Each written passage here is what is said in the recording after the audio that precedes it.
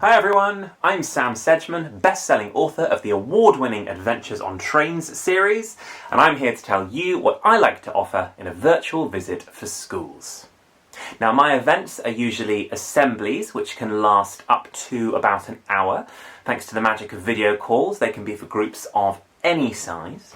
The first thing I like to do is introduce myself and share a few things about me, like my love of detective stories and how I grew up in a house with a railway line at the bottom of the garden, which is why I've been mad keen on trains ever since.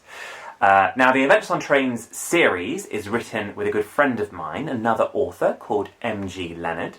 So I also talk about how the two of us met at the National Theatre in London and how we came up with the idea to write a series of books about trains together and what it's like writing a book with another person. A lot of children who have to do projects with their peers are often really interested to hear just how that works. Then I talk about the books. The Highland Falcon Thief, our first novel, which is set right here in the UK. Kidnap on the California Comet, which is set in America and full of that country's amazing geography. Murder on the Safari Star, which is set in South Africa and has a very strong focus on conservation and wildlife.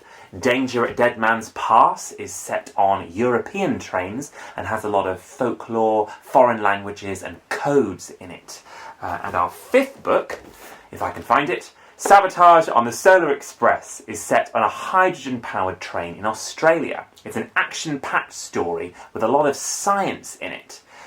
Speaking of science, I also love to use this Stirling engine to explain how steam trains work. If you put it on an ordinary cup of tea, the wheel spins, just like the wheels of an engine, how they're powered by steam.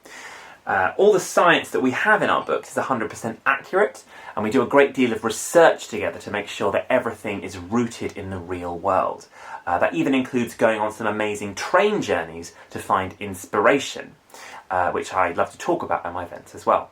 In fact, I love taking train journeys so much that I've written a whole other non-fiction book about them called Epic Adventures, which lets you explore the world in 12 amazing railway journeys full of amazing facts about the history, the geography, food, and the culture of the places that these amazing journeys snake through. I usually do a short reading from one of my books during my session before ending with time for a Q&A. Children usually have a lot to ask, and I'm always fascinated to hear what they're most interested in from my talk. Now, I've talked quite long enough, so thank you for listening. I hope you'll have me in for a virtual visit at your school sometime soon.